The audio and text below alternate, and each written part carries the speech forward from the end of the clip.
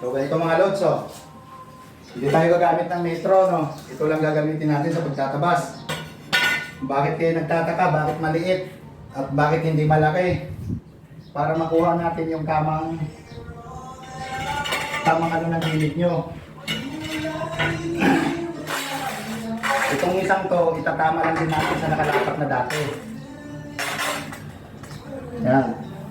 Pag nagpantay na siya, wow, ganito, pantay na.